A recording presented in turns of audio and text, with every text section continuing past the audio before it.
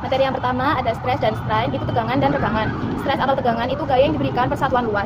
Kalau strain atau regangan itu perubahan fisik yang dihasilkan sebagai respon terhadap gaya itu.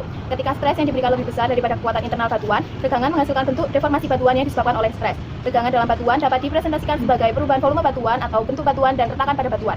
3 jenis stres, itu yang pertama stres tensional, melibatkan gaya yang menarik ke arah berlawanan yang menghasilkan regangan yang meregangkan dan menipiskan batuan. Yang kedua, stres kompresional, melibatkan gaya yang mendorong bersama dan regangan kompresional muncul sebagai pelipatan dan penebalan batuan. Yang ketiga, stres geser, melibatkan gaya transversal, regangan muncul sebagai daerah material yang berlawanan dan bergerak melewati satu sama lain. Lalu berikutnya ada gambar, di sini ada 3 jenis tegangan. Yang pertama tegangan tarik, tegangan tekan, dan tegangan geser. Selanjutnya deformasi. Deformasi adalah perubahan batuan yang diberi tekanan dan regangan. Yang dihasilkan dapat elastis, daktil, dan brittle. Deformasi elastis itu regangan yang reversibel setelah tekanan dilepaskan. Titik di mana deformasi elastis terlampaui dan regangan menjadi permanen disebut titik luluh. Titik luluh itu tempat garis bertransisi dari deformasi elastis ke deformasi daktil. Deformasi daktil terjadi ketika tekanan yang cukup diberikan pada satu material sehingga perubahan bentuknya bersifat permanen. Deformasi brittle atau getas itu titik kristal lain yang tidak dapat kembali ketika integritas batuan gagal dan batuan retak di bawah tekanan yang meningkat. Jenis deformasi yang dialami batuan bergantung pada tekanan pori, laju regangan, kekuatan batuan, suhu, intensitas tegangan, waktu, dan tegangan pengurung. Lalu di sebelah kiri ada gambar, ini material yang berbeda mengalami deformasi yang berbeda ketika diberi tekanan. Material A mengalami deformasi yang relatif kecil ketika mengalami tekanan yang besar, sebelum mengalami deformasi plastis dan akhirnya mengalami kegagalan getas. Material B hanya mengalami deformasi elastis sebelum mengalami kegagalan getas. Material C mengalami deformasi plastis yang signifikan sebelum akhirnya mengalami kegagalan getas. Selanjutnya, peta geologi. Peta geologi adalah representasi 2 dimensi 2D dari formasi-formasi struktur geologi di permukaan bumi, termasuk formasi, patahan, lipatan, lapisan miring, dan jenis-jenis batuan. Formasi adalah satuan batuan yang dapat dikenali. Ahli geologi menggunakan peta geologi untuk menggambarkan lokasi formasi geologi, patahan, lipatan, dan satuan batuan miring. Penampang melintang adalah interpretasi bawah permukaan yang dibuat dari pengukuran permukaan dan bawah permukaan. Peta menampilkan geologi pada bidang horizontal, sementara penampang melintang menunjukkan geologi bawah permukaan pada bidang vertikal.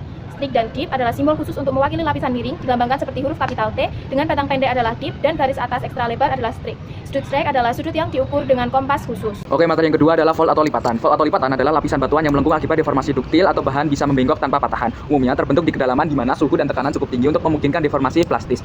Berdasarkan orientasi sumbu lipatannya, fault atau lipatan terbagi menjadi 3, yaitu axial plane, fault axis atau high plane, dan limb. Selanjutnya adalah tipe-tipe lapisan berdasarkan geometri. Yang pertama adalah symmetrical atau simetris, asymmetrical atau asimetris, overturned atau terbalik, recumbent.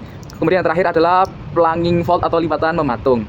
Kemudian beberapa bentuk khusus lipatan antara lain anticline, cycline, monocline, dome, dan basin. Kemudian fault atau patahan. Fault atau patahan adalah daerah di kerak bumi di mana terjadi deformasi rapuh atau brittle deformation, batuan retak dan bergeser satu sama lain. Berdasarkan pada sebuah batuan patah terdapat 2 blok batuan, yaitu deep slip motion, kemudian yang kedua strict slip motion. Istilah tambahan fault scrap merupakan permukaan yang terekspos di permukaan bumi akibat perpindahan pada patahan. Kemudian cyclone sheet, permukaan patah yang halus dan bergaris terbentuk karena gesekan antara kedua blok saat bergerak. Kemudian terakhir adalah joint atau fraktur, retakan tanpa pergeseran signifikan. Kemudian terdapat 3 tipe utama dalam patahan, yaitu normal fault, reverse fault, kemudian terakhir strict slip fault. Terima kasih. Dasar-dasar gempa bumi. Teori pertama yaitu elastic rebound. Gempa bumi umumnya disebabkan oleh patahan akibat akumulasi stres di sepanjang patahan. Awalnya batuan mengalami tekanan stres, lalu melengkung dan akhirnya patah. Lokasi gempa bumi yaitu fokus atau hypocenter, titik di bawah permukaan bumi tempat energi pertama kali dilepaskan.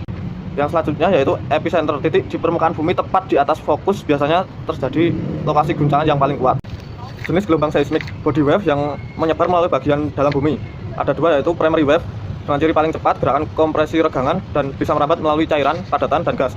Yang selanjutnya S wave atau secondary wave, lebih lambat daripada primary wave, gerakan geser tegak lurus dengan arah rambat dan hanya merambat melalui material padat. Yang kedua yaitu surface base, menyebar di dekat permukaan paling merusak. Ada 2 juga, yaitu love wave, gerakan horizontal samping kanan kiri, dan royalic wave, gerakan eclipse mirip seperti gelombang laut. Mengukur gempa bumi. Seismograf adalah alat untuk merekam getaran bumi. Biasanya ada 3 komponen untuk mencatat gerakan ke utara, selatan, timur, barat, dan vertikal. Seismograf adalah hasil rekaman berupa grafik amplitudo getaran versus waktu. Yang selanjutnya jaringan seismograf ada beberapa, yaitu tunggal bisa mencatat gempa tapi sulit menentukan lokasi. Dan 3 stasiun seismograf atau lebih dibutuhkan untuk menentukan epicenter dengan metode triangulasi.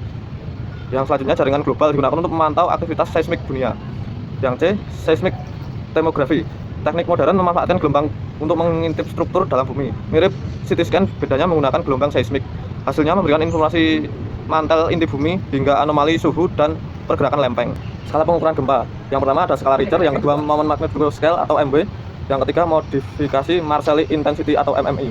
Yang terakhir yaitu SeisMap, peta yang merupakan distribusi intensitas guncangan setelah gempa dibuat dengan data seismograf dan laporan warga. Selanjutnya saya akan menjelaskan tentang risiko gempa bumi. Poin yang pertama adalah faktor yang menentukan getaran, yaitu ada magnitudo, lokasi dan arah, kondisi geologi lokal, dan kedalaman fokus.